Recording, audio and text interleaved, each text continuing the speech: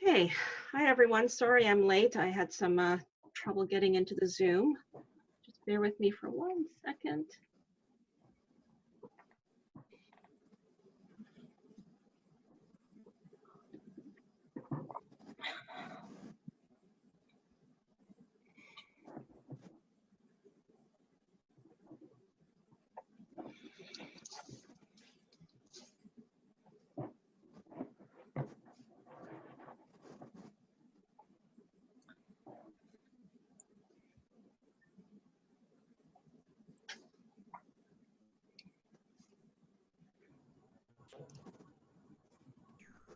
That timer for 74 minutes.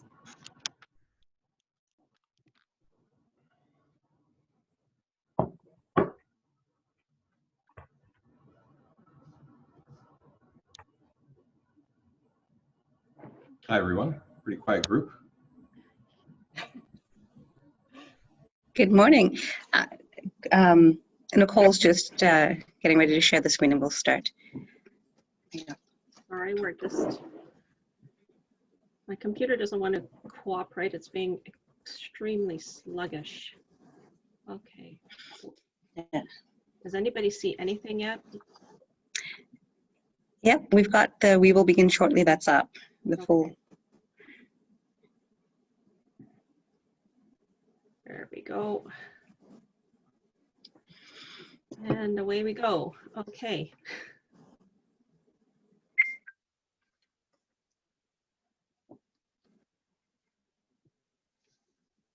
Okay, let's kick off, and I'll hand it over to Alexis. Okay. Good morning, everybody. So as always, we're going to be starting with the land acknowledgement and the reflection. Things are a bit dicey given that we are in a pandemic. So my hope is that going forward, the reflection will include everybody, and everybody will have a turn to take over this piece of the land acknowledgement, adding his or her reflection before or after. So that being said, I will kick off this year and come to some sort of, I don't have the word, but you know, things have been difficult, stressful,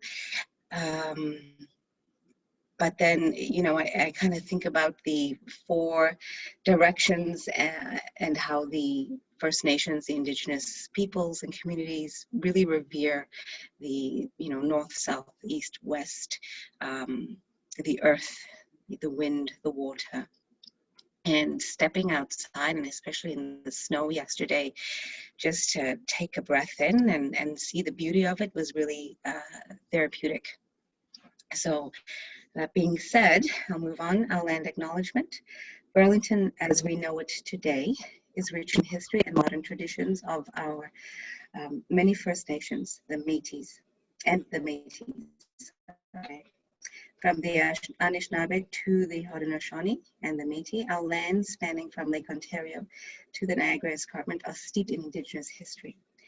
The territory is mutually covered by the Dish with One Spoon Wampum Belt Covenant, an agreement between the Iroquois Confederacy, the Ojibwe, and other allied nations to peacefully share and care for the resources around the Great Lakes. We would like to acknowledge that the land on which we gather is part of the treaty lands and territory of the Mississaugas of the Credit.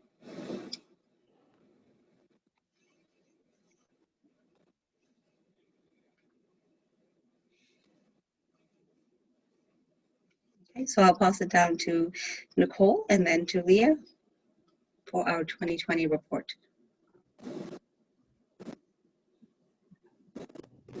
Sorry, Nicole, we can't hear you. So but we kick off the new year with just a really brief recap. We do have a shorter agenda today, so we are hoping that we can end this meeting a little bit earlier, because we do know that and respect that folks are very busy on the units with other things and pandemic related. So, but I did think it would be a good idea just for us to think about a little bit about, you know, where we've been since we started and some of the things we've accomplished and what's laying ahead.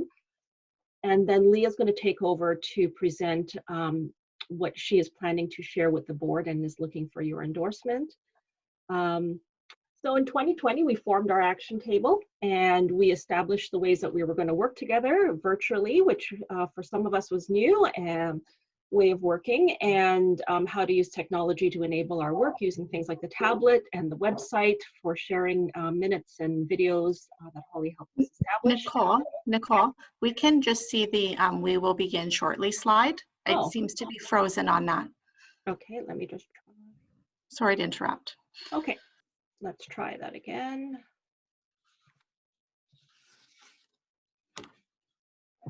How are we doing now? And Perfect. then we also took a look at the framework, the draft framework. We've made some revisions to the draft framework. We took a look at what would be our inaugural D&I calendar and some principles around what we would start with, because it is a starting point for us, as we discussed. And we took a look at a learning plan for staff and leaders, which was endorsed, and made some recommendations around frequency. We also started a discussion about partnerships with Heather, and we had a pretty in-depth talk about the EDI charter, which is something that is still going to be ongoing this year. And what lays ahead in the immediate next few weeks and months, we have some planning that's going on with our communications team around a communication for Black History Month. We are planning an organization update so that the organization is aware of some of the key things that we've been working on this past fall and winter. And we are also going to be launching a public presence on our public website for D&I so that folks in our community can find us and see what we've been up to. The learning plan, we just, in light of the pandemic and the pressures that the units are on, we've delayed launch of the learning plan. So that will be launching in spring 2021. We've been in discussions with communications as well that our annual report for the hospital will also now, we're going to be preparing a section on diversity and inclusion with an update to our larger community on what we've been doing. And we have some strategic planning, which we'll talk a little bit, Leah will talk a little bit about that when she gets into kind of her board review, but we started off just, I think it was our last meeting, having some chats around strategic planning for D&I at the hospital, and that'll be some work that we will look at kicking off. And so with that, I'm just going to stop sharing this presentation. Leah, do you have your presentation up, or would you like me to pull it up for you? I have it. So just before I get into it, so as you know, our group reports both into the senior leadership team of the hospital and the board. And we do have our diversity and inclusion action table update as a standing item at our board meeting. So the board of directors meets, I think it's 5 times a year. We last met in December and we'll meet again in early February. And so I want to share with you, and I'd like to kind of make this our standard practice, what I plan to bring to the board. So I want to bring it here first. We'll have some conversation. Is there any additions we want to make? And then that becomes actually our update to the board, which is great. And then as we evolve, I'd actually like to begin to invite members of this committee to come and deliver the update alongside myself and Eric and Corinne, or by yourself. So that'll be great. The other thing I wanted to share with you is we've had some conversation at this table around diversity strategy and vision, and kind of understanding our community and understanding who our staff members are, broadening beyond, you know, when we're looking at diversity, what do we really mean? Is this just cultural diversity? Are we looking at mental health, etc.? And so I think, you know, to help us, we did have some conversation, Eric and I, offline. We really think it would be great to bolster our work with some support from somebody who's very experienced in this area in doing that data collection and helping to do the gap analysis. So I've actually included that as well in what you're gonna see, and it really stemmed from our conversations here. So without further ado, and this is nothing new that we've all seen this at the other meetings, but I've just knit it together in a different way. So let me get started here. All right, can everybody see this slide deck? Yeah, okay, perfect. So really the update to the board on our behalf has three parts. Really, it's about the organizational learning plan. So we did have some conversation about that here. The recommendation for celebrations, which was really something that we had put forward as an early, something early in our awareness building journey. Our recommendation went to senior team and has now been incorporated into our corporate calendar. So we will start seeing those things very shortly, and around strategic planning. So our key message is let's continue our work on inclusion and awareness, while understanding that we need a strategy to guide our efforts. And I think that when we look at that, it is kind of continuing down two paths at the same time, not wanting to totally grind things to a halt while we develop the more broad diversity strategy, and then add to that and incorporate when those two paths sort of come together when we have that.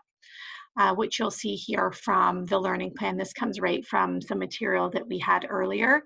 And this is we were going to launch early in the year, like now, January. But just given what's going on in the organization and pressures that teams are under, we've decided to align it to a spring start with April. The other piece that is important here for the board to know is that there will be a learning opportunity for them as well, and we're just going to explore what that looks like. There's a number of things out there, and Nicole's helping us from an OD perspective look at what might be available.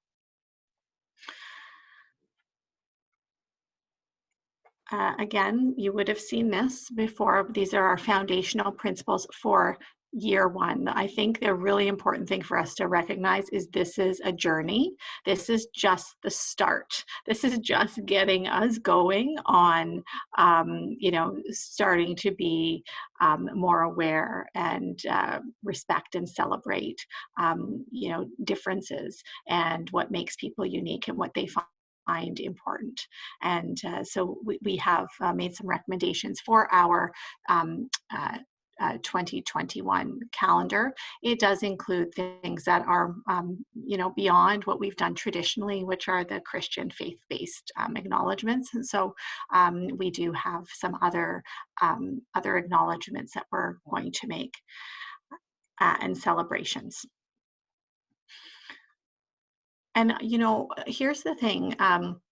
I welcome any of you as team members as we start to look ahead. Are there other things that you want us to continue to keep top of mind from a discussion point of view, and ensuring that they're reflected in our practices?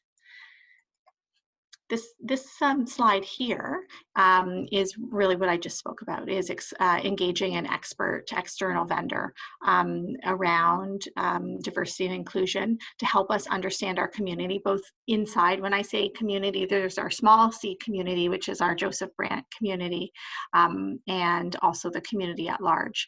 When we were talking about holidays, remember how we kind of struggled about, which groups are here, and so this is really going to help us as we go forward, and to look at what's in place and what's not in place, and help us plot that out, and then really help in guiding a strategy. And then Nicole just shared this, but I thought it was really helpful to share. I'm going to stop sharing, but I'm happy to go back. And I just wanted to, one, open up for any kind of questions, commentary, things that you would find would add to richness of the update to the board. And then also Eric and Corinne are here as well, and they'll be at the meeting. So happy to have them contribute to the conversation as well.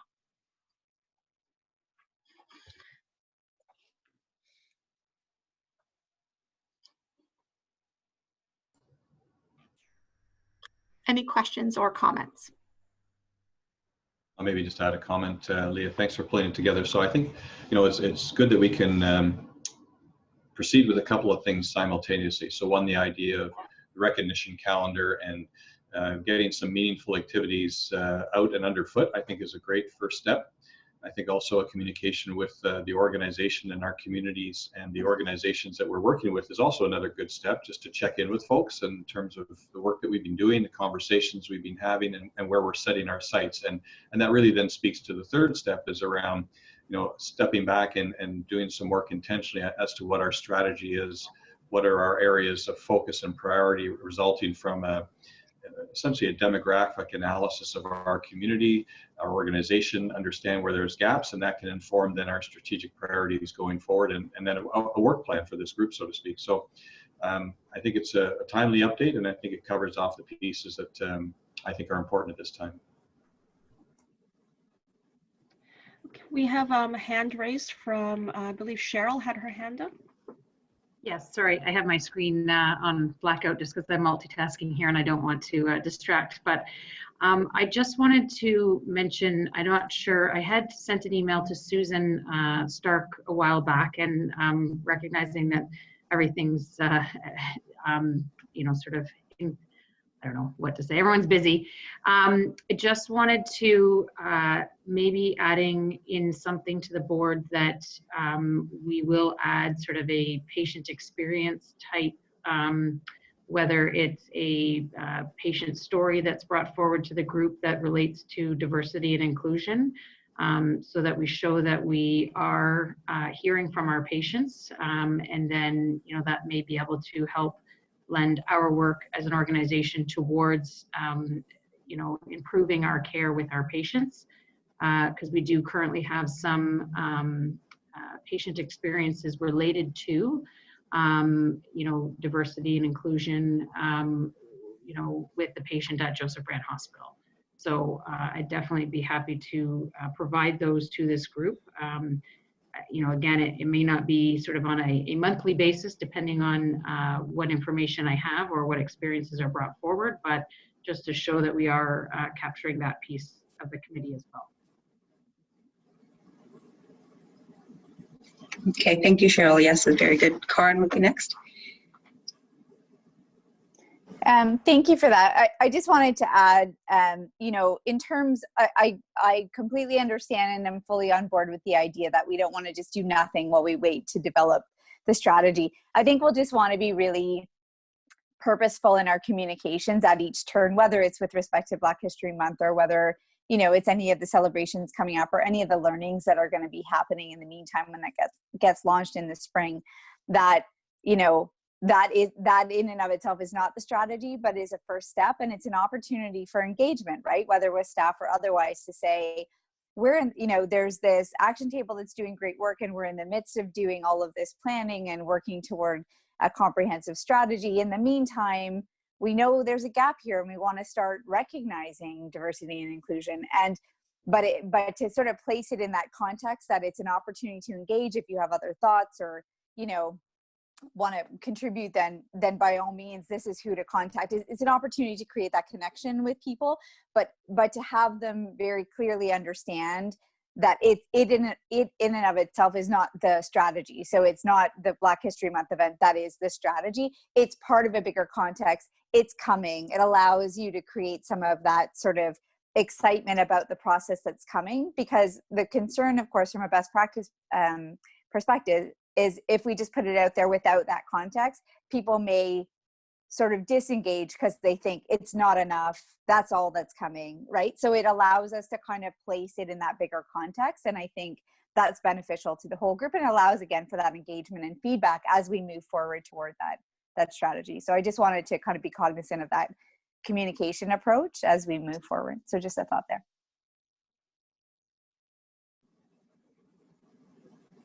Okay, yes, very important. Thank you, Karin. Any more? Any others for feedback? No, I just, like I said, welcome any feedback. And so thank you. Those were great comments, and we'll add those around probably in our verbal update, Corinne and Cheryl, around the patient story. So one, at the board meeting, we do share a patient story, but I love the idea of on a regular basis, ensuring the patient story has maybe a diversity experience. I think that will be great grounding. So that I love that suggestion. So we'll take that forward. So really, I'm just looking for your support to provide the update as I've presented. So as everybody's good, give me the thumbs up if you're good. Perfect. Thank you. I'll make, Nicole has it, and she will make sure it's with our shared materials. So you have that.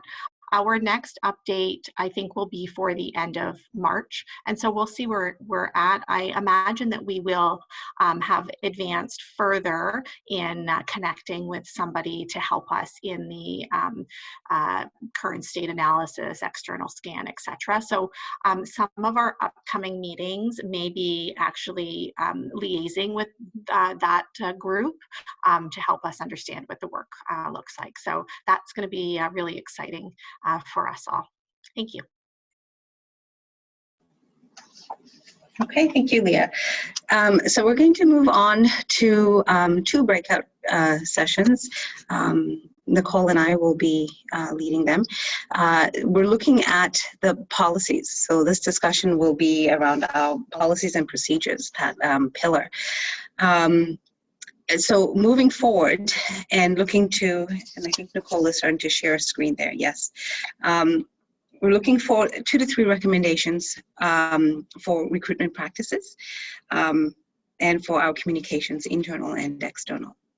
And we do have some questions for each. So what we can do, Alexis, is so on each of these, I've sent in the chat 2 Padlets. And what we'll do is we'll divide the group into 2, and Alexis and I will kind of each lead. So one of them, I do have some questions. So if you're not a recruitment expert, that's okay.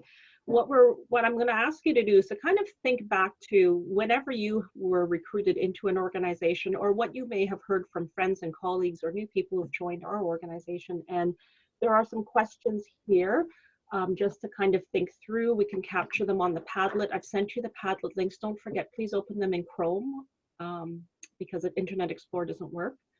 And then the other discussion is going to be really around communications. And it's really, when we think about communications, we can kind of think about kind of our social media presence, our website, any memos or communications that are going out to staff, even things the way that our town halls, but really thinking about these things, and when recommendations do you have that come off the top of your head that we can do to really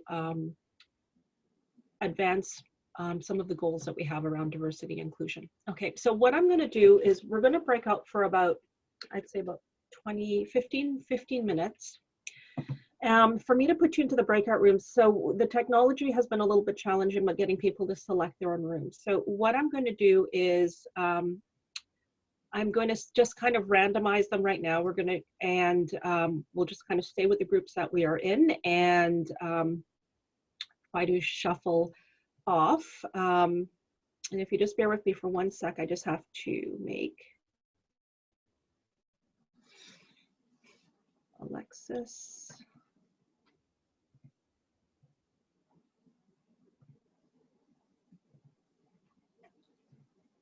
Okay.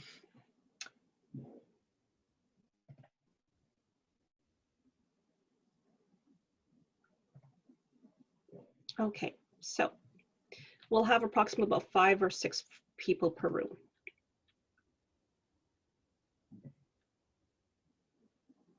And Alexis, did you have a topic that you, a preferred topic that you wanted to take?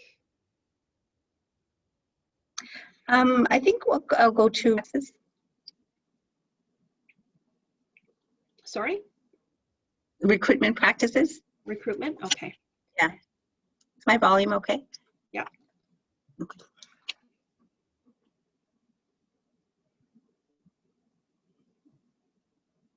Okay, away you go.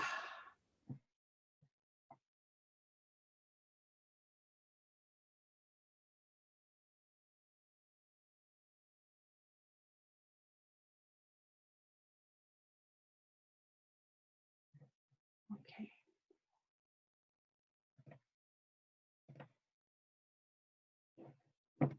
Maybe Nicole is going to facilitate. So Okay, what good. I'm thinking, again, this is not the strategy, but these are early things that we might start to look to. Is that what we're looking for, Nicole? Yeah, so just some Yes. early thinking. It's going to be similar to what we did before, just some early thinking about what are some low-hanging fruit things that we can think of, and really the questions that we have to kind of guide our thinking are very early needs assessment. Like how do we think that, and maybe I'll just open with that first question. If we improve our recruitment practices, how is this going to help us move forward as an organization? And what I can do is I'll capture them on the Padlet as we kind of have the discussion.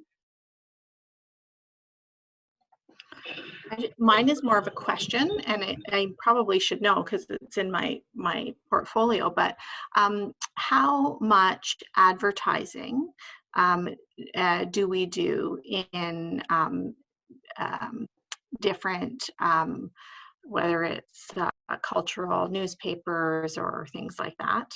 It's a good I question. think that's a good question to ask. Where do we advertise? I'm going to add that into the Padlet.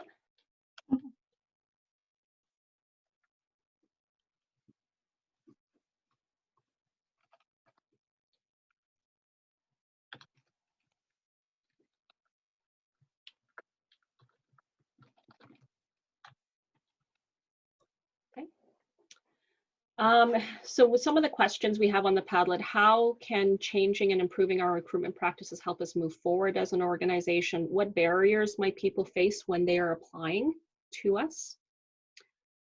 What can we do differently to attract candidates of diverse backgrounds and experiences?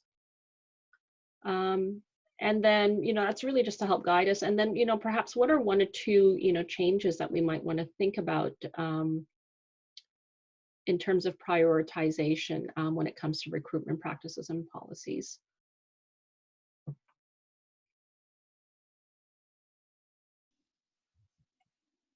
Gail?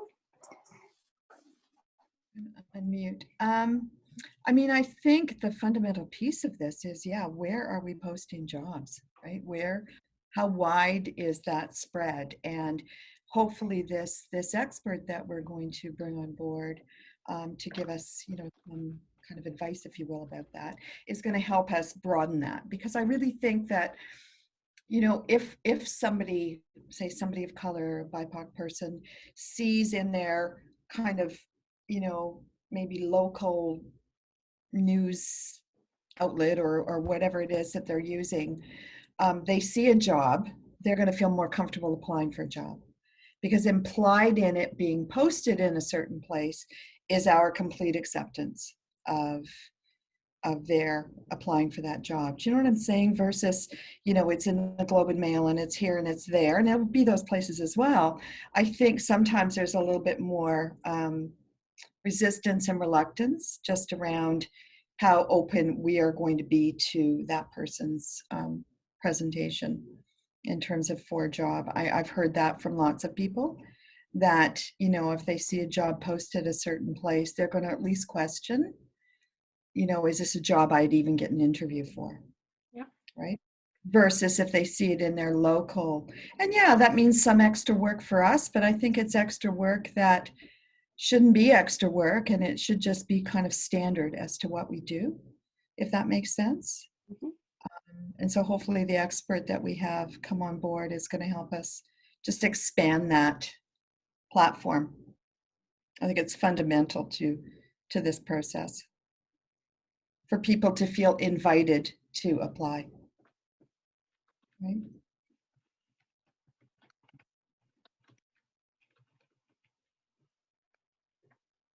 Okay. And I just realized, I think we actually, I pulled up the wrong topic. I think we were supposed to be on communications, but that's okay because we're going to do both. Oh, sorry, I thought we were on recruitment. I apologize. I thought we were on recruitment too, but I think the other group took recruitment, but it's okay. We need to do both topics anyway. So we'll start with recruitment and we'll switch to communications. I'm so sorry. Well, and I think that what I'm saying kind of is also about communication, right? Because what we want to do is to communicate to the, to everybody, you are welcome to apply here, right? And so the different ways in which we might do that really is about communication as well. That's a good point. I think, Corinne, you had something you wanted to bring up. Yeah, I think the idea of casting the net more broadly is fantastic and absolutely something that we should be looking at. The other two that I'd throw out there for consideration or discussion would be, around once our net is broader, at the same time that we're broadening that net, there's two other things that we could consider. So in terms of the wording of those advertisements, not only the placement of them, sometimes being more focused on skills instead of experiences will cast the net wider, because people can say, well, I come from a different spot, or I don't have this particular experience, but I have this skill and it translates, will help to broaden that. And particularly, studies have shown that, people will sort of write themselves off the list if they don't have that particular experience, but if it's skills-based, that generally may bring more people into the fold and help to make that casting of the wider net more effective. The other piece I would say is there's the aspect that we've been talking about bringing people in, trying to bring more people to the table to apply. You then have to look at the flip side, which is and this ties with our education pillar, right? As we train and do sort of more D&I training, particularly when it comes to recruiters, we need to be, and the people doing the interviews, we need to be ensuring that they have the right kind of unconscious bias training, and training particularly for that function that looks at an interview through a D&I lens and sort of, looks at the questions that are asked and the responses that we have to people in interviews, and sort of says, okay, how can we improve those processes on the what we're hearing and how we're processing what we're hearing, such that the people who get to the table now are heard in a way that's more inclusive. So I throw that out for consideration.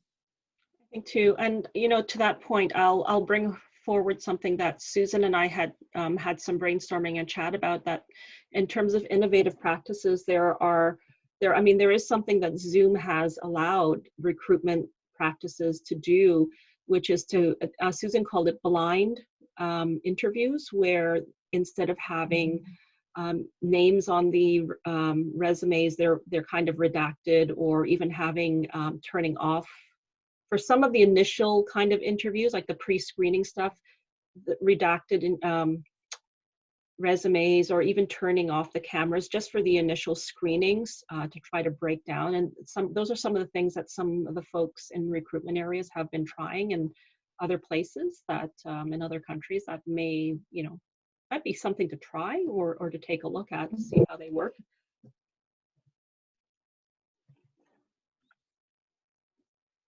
Kathy? It's part of communication as well. I think if our website, our JBH website, reflects a place where people of diverse backgrounds want to work, because people do, they look at a job ad and then they go to the website and they see what kind of place it will be. So if, as we're sort of designing the content for the website or the web page, that we, as we do that, that will be part of the recruitment as well. Yeah.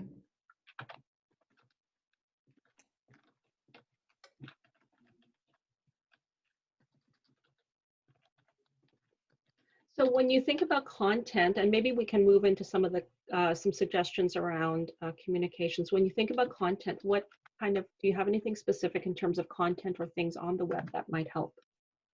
Well, even just visual pictures of people that work here, that are from various backgrounds. The language that we use, that it's inclusive language. The definition of our pillars, of our values, are reflective of the diversity and inclusion. I don't know, like in mental health where I work, the inpatient unit anyway, we are very diverse group, like extremely diverse.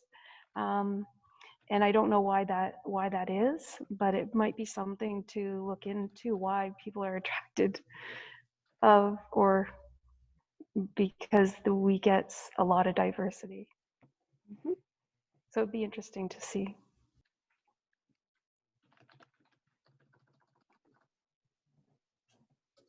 Gail?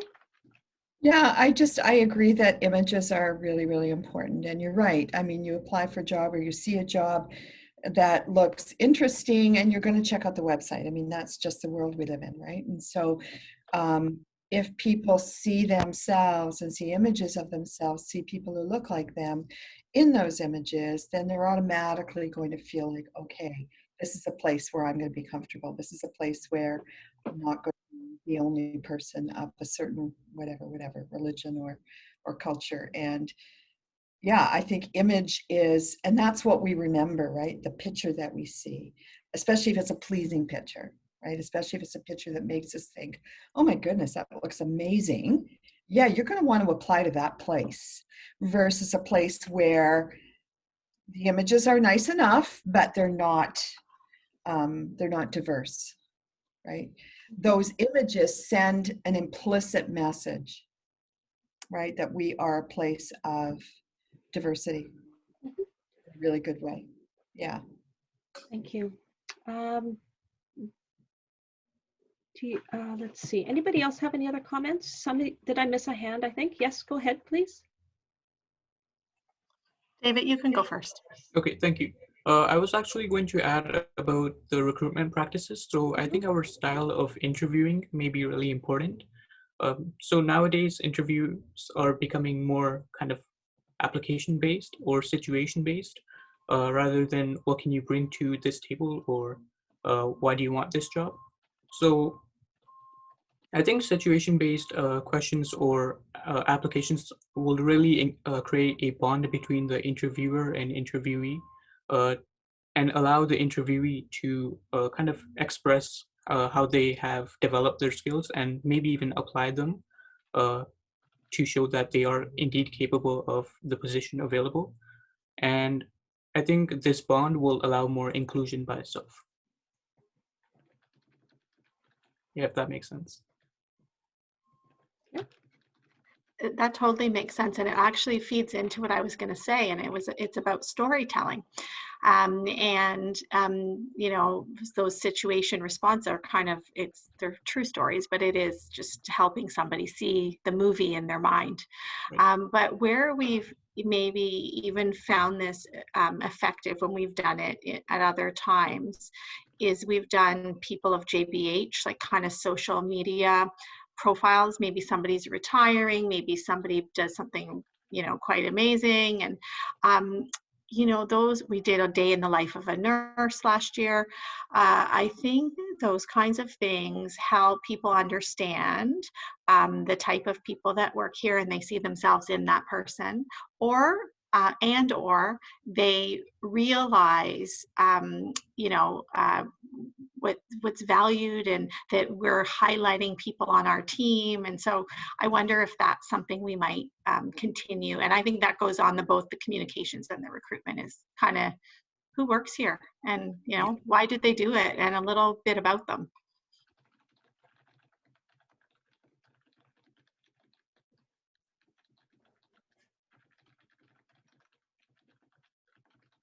I think that's true. I mean, we do that with professions. Like I've seen lots of campaigns where they do it, but it's very specific to professions. But I mean, it would be great too if we started to leverage some of our E&I calendar events as well, just to let people know that this is a place that welcomes and you'll feel at home here. I really like that. And I think too, we should also think in turn a little bit broader as well. We've got, I know that year one, we're focusing on a lot of spiritual celebrations and some certain communities on our D&I calendar. But as time goes on, we can also expand that to people who have different abilities, you know, from an accessibility point of view.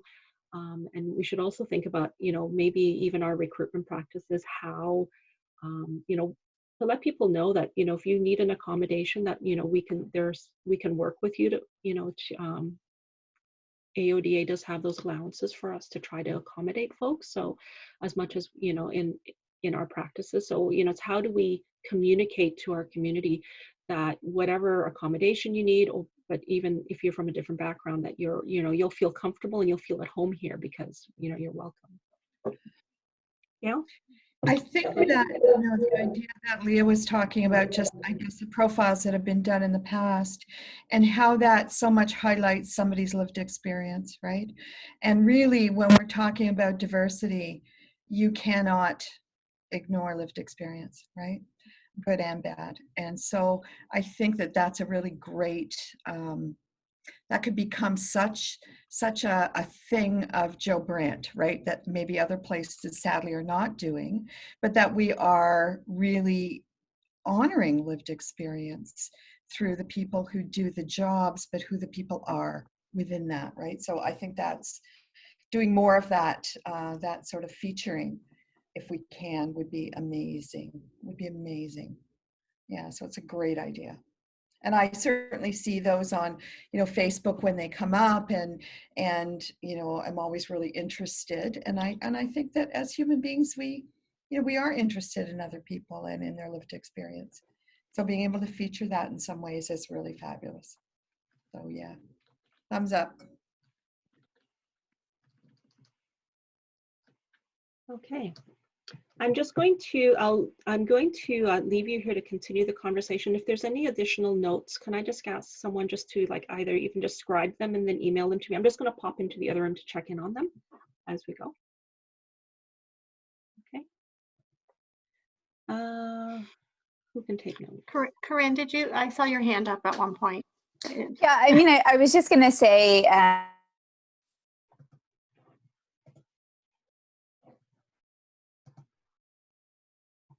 colleagues that are diverse, and so we do a lot of that right now around diversity and inclusion.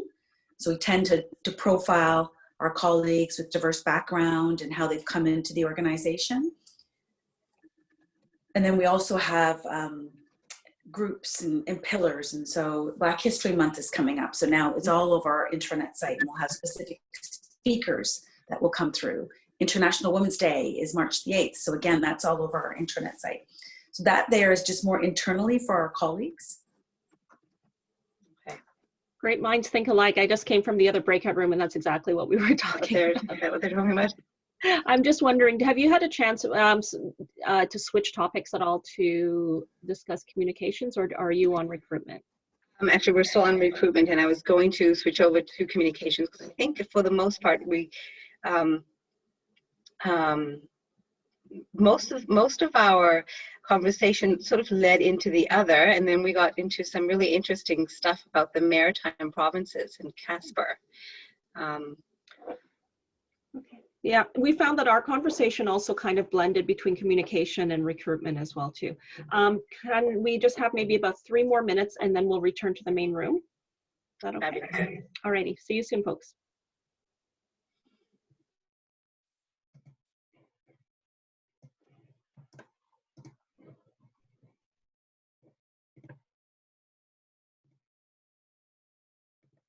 Was around safety.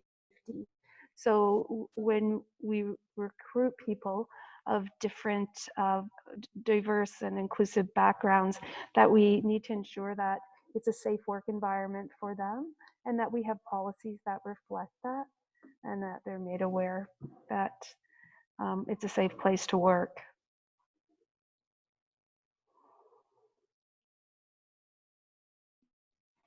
Yeah, thank you. I captured those few things down. Oh, Nicole's back. So we had two new things. Okay. One was ensuring that the interview panel reflects that what we are putting out as our image. to the organization. The other was for AODA requirements that we're not just like complying, we're actually sharing that, you know, what we're doing around that. And then around the holidays, what policies might we look to have in place to support the celebration of different diverse events. Did I get them, guys? Yeah.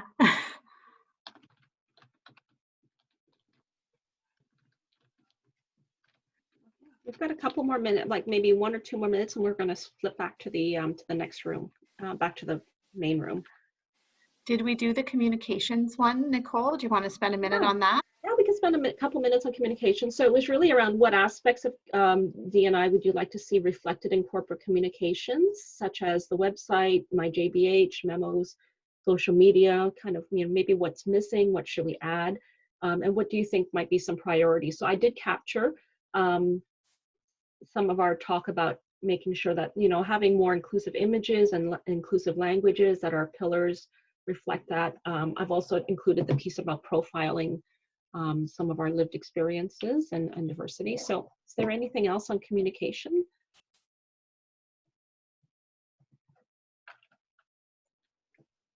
I see Corinne's hand, and then Kathy. I was just going to say, when we started our sort of journey at the firm, one of the first things we did was to put out a diversity statement on the website. And it wasn't a statement that was able to say, here's how far we are in that journey, but rather it was able to say, we recognize this is really important. We're on that journey, so that the public can see that. Because we have our website, but it's not accessible, or the action table sort of subsite, right? But it's not accessible to the public. So just being able to say, you know, here's what we're looking to do over the next couple of years, and there's a group that's working on it, and you know, we welcome your feedback and thoughts. Again, it's that opportunity to say, this is where we are, but this is where we're going, and it's not enough yet, but we're working towards it. And if you have, you know, and creates an opportunity for people, public or otherwise, to engage, to say, that's great, or yeah, this was my experience, and maybe you should just know that's a gap. So even just acknowledging we're not there yet, but we're on it, is sometimes helpful from a public perspective. I just have something I don't, I'm going to throw it out. Lately on my Twitter feed, I've been getting some Russian tweets because of what's going on there. So I was wondering if there's, and I can't read it, I don't understand it. I do have opportunity to find out what it's actually saying, but it felt kind of good that you were kind of included in this world, other than just the English world. So maybe there's an opportunity to use different languages in our messaging on our social media.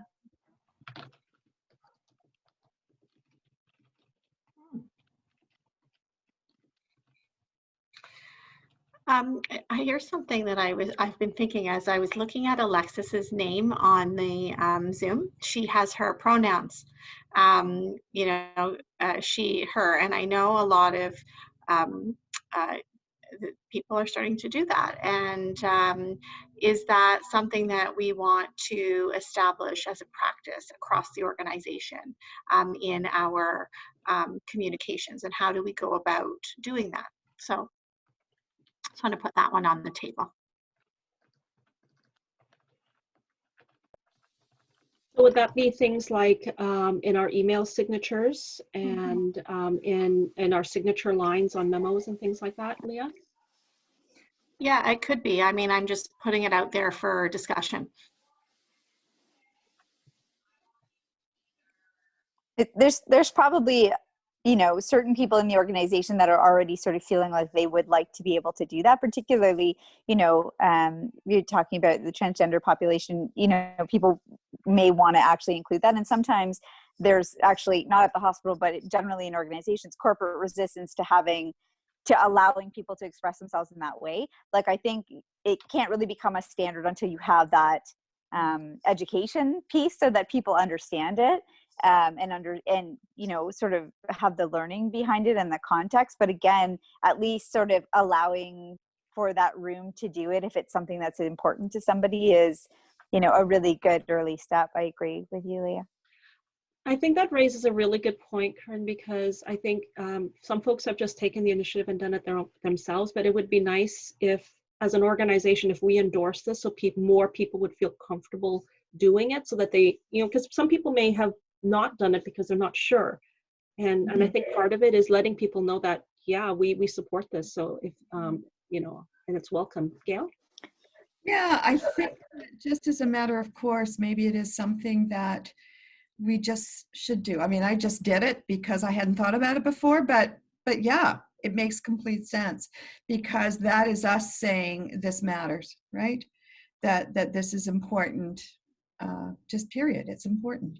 And I think that as we, so it's one thing, it's walking the talk, right? It's not just talking the talk. It's not just saying it's okay for you to do that. It's actually walking the walk and saying, yeah, we do that. That's just what we do, right? If we choose to, yeah. Okay, that's great. And Mm-hmm. we'll have to, I think it's really, the more that it happens and the more that people see it, the more it doesn't seem like something that's unusual, like it's just part of the way we do things. Okay, I'm going to bring us all back into the main room. We'll probably have like a 60-second countdown, okay?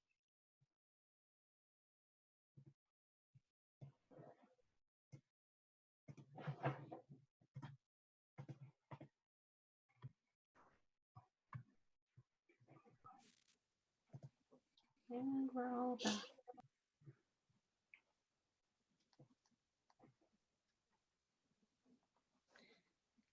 Okay, are we all back? I don't know. It looks like did we lose 8, 9, 10? I think we lost. Nope, there's another one. No, 10. One more. Okay. Great discussion, and the boards are looking full. I just took a peek at the Padlet, so they're looking full. So great ideas. What we will do is similar to what we did with the celebrations Padlets and those ideas, is we'll kind of we'll bring them together and summarize them and kind of group things together, and then we'll bring forward kind of like a proposal, and we'll take some time as a group to refine the proposal and kind of shape kind of what we want to do going forward. And then these are very specific things to different departments, so we'll also need to actually engage those departments as well. Okay. All right. So next up, is Holly here? Is Holly back? Oh, Holly is here. Okay. So we're going to go on to a section on respect and celebrations. And this is more of a working session, a design session to help our communications team with how we're going to craft our messaging for some of our corporate calendar. So I don't know, Holly, I will kind of lead the next piece to you, and you'll kind of, maybe if you could just share what you're looking for from us, and I'll bring up the calendar. Certainly. So I just want to preface that as a communications professional, we're versed in communications kind of acumen, but it doesn't necessarily make us experts on all matters. And what we tend to struggle with is the same thing that others struggle with. If we don't have a particular diversity represented within our office, or a knowledge of a background or event, we look to others to support that communication and our knowledge of it. We're ever learning and ever evolving as a team. So what we are looking for today is some support around appropriate use of language when it comes to these recognition dates, these awareness events, or education events throughout the year. And if you have knowledge or personal, insight into these events and activities that you could share with us. So what specifically we would be looking for? I'm going to use Easter as a kind of an example. Is it a happy Easter? Is it a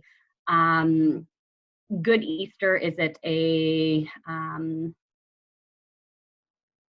I think it would be Happy Easter, but that may be where I'm wrong. So we're looking for some validation in the languages that we use. Is it a Happy Ramadan? Do we say, yeah. And I guess what I'll just pop in and suggest as well too is that, it's not just on the D&I table to suggest these. We have other resources such as our spiritual care coordinator in the hospital, and we also have some community partners that we can reach out to validate. But what we would like to do is kind of hear from the D&I table to see what, you know, what your suggestions and what your input to this messaging would be, or recommendations for the organization. And I will just kind of lend one other item. We have spoken with patient relations, and we recognize there may be insights even that our PFAC can give. So our PFAC has representation from various community members, and some of them will be able to weigh in on some of these matters as well too. So we were looking for just some general insights. So I think the first one we'll start with is in March. Does anybody want to kind of weigh in or give any kind of visual or language recommendations?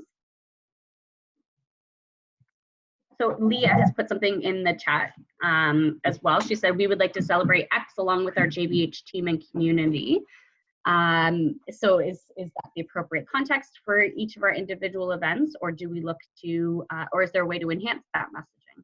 Does anybody have any recommendations? Hard to see the group here.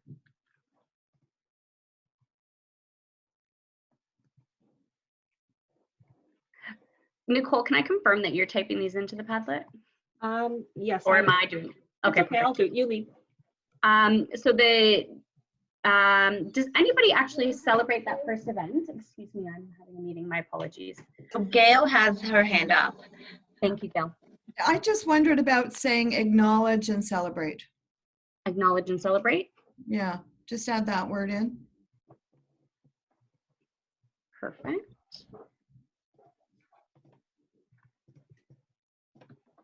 Are there any models that we should be looking towards as well in addition to this? I know we've referenced in the past the school boards, some of our municipal partners and regional partners as well, seeing what the benchmark is within our own kind of regional communities.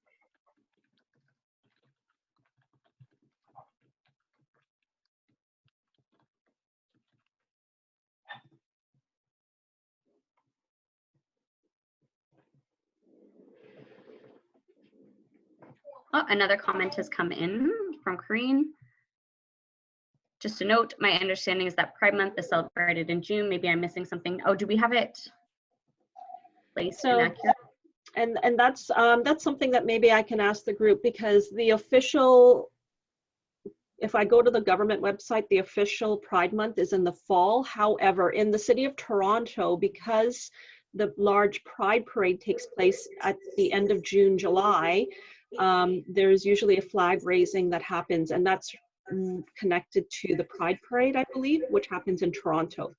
So that was something like we can think about, you know, where do we want to start? Do we want June, or do we want to have it in October? Do we do both? Yeah, with TD, we do June. It's Anna. And so we have our Pride Month is the month of June. And I think historically as an organization, we too have done that as well, Anna. And I say historically as in a very recent history. I think the last 2 years, we have also recognized it in the month of June. So I think we've set a tone, or at least a precedent. We need to at least emulate that going forward. If we duplicate it or we create a secondary acknowledgement at a later time, I don't see a problem with that at all. Yeah. So should I'll switch that over to June then? I think so. Yes.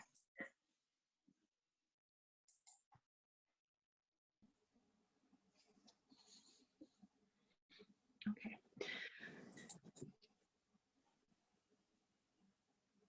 So April appears to be a fairly busy month.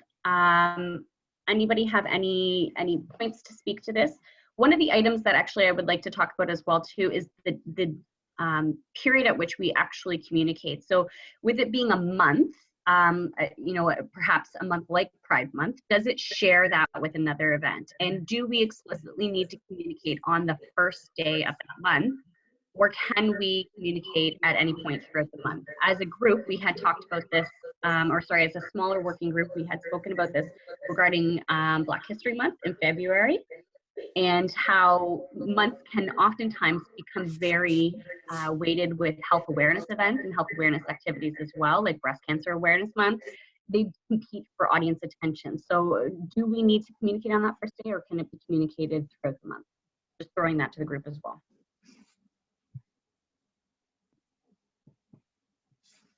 I think, yeah, I think it's important. It's not seen as an afterthought. So I would hate to miss something like, and then it's like, oh yeah, we forgot. And then it seems like it's an afterthought. So I appreciate when there's many, many acknowledgements and celebrations in the month, but it would be important. I think that each, if we could, would get its own as close to the celebratory day as possible, or week. It would be, I think it'd be a shame to wish people a happy Passover 2 weeks after Passover is over. Yeah, I think if something, I might, like, my thoughts are, if there's a specific date where something starts, so as an example, Passover and Ramadan are over a period of time, I think it's the rule of thumb I would suggest is the first day would be kind of where we have those. But if it is a whole month of celebration, like Pride Month, Black History Month, we don't want to go too late into it. But I think if we have, at some point, we may get to a month worth of events, because I've seen some places where they have a month worth of events, different things happening. Then we kick it off at the beginning of the month and letting people know that there's a month worth of events. But on the other hand, if we are just in baby steps acknowledging the month, or we have one single event, then the messaging might be in support of, or in recognition, or in celebration of, and this is what our event or our communication or something is. Okay. So I just wanted to clarify, Nicole, your suggestion is as the month goes on and as each celebration goes throughout the month, so Easter, for example, sometimes falls in March, to mention it as that goes along. Yeah, well, I think we're going to need to, like, for the calendar, I think if something falls on a specific date, then we recognize it on that date. If it's a period of time, we recognize it on the starting, like the first day, right? Like, so something like Passover or Ramadan or even Hanukkah, we're not going to wait till day 4 or 5 to recognize it. We do it on the first day, right? I concur. And you know what, I did want to clarify, yes, we celebrate on an individual date if it is a singular date. If it is a duration, so if it is a 1 to 2 week duration, for instance, then we would reflect on the entrance and at the closure. If it's a month and it has a high competition rate for others' awareness activities and events, I think that it is acceptable from a communications perspective to communicate not necessarily all on that first day of the month, but perhaps scattered throughout the first week or so, with the caveat that the posts and the communications are carefully crafted and thoughtful.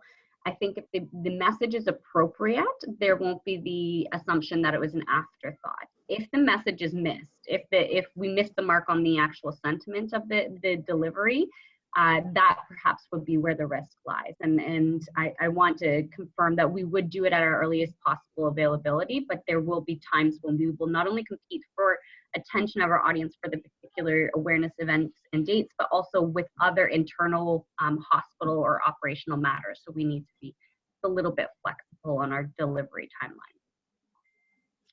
There's Janice that put something in the chat. April is Diversity Month. A busy month.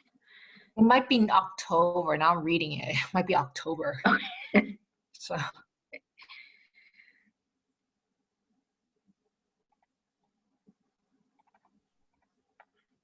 Okay, Holly. Okay, so we have kind of an entrance line. We would like to acknowledge and celebrate this holiday with our JBH team and community.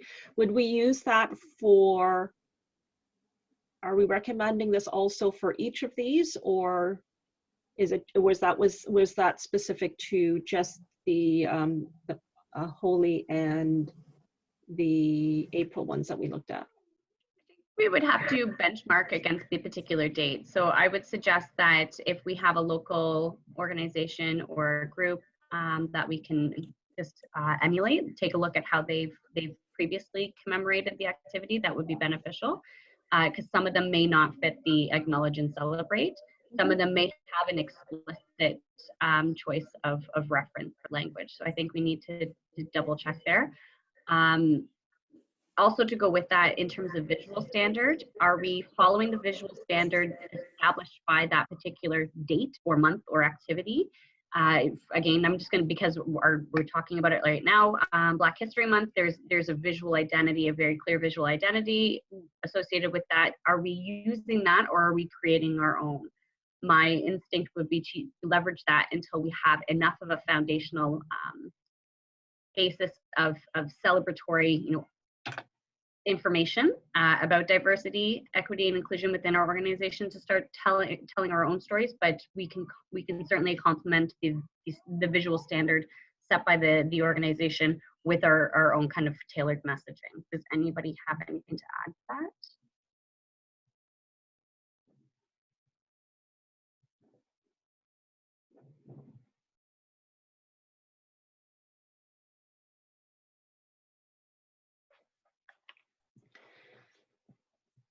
Okay.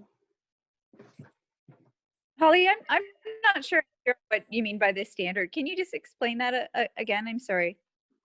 I'm just not sure I'm clear. Absolutely. So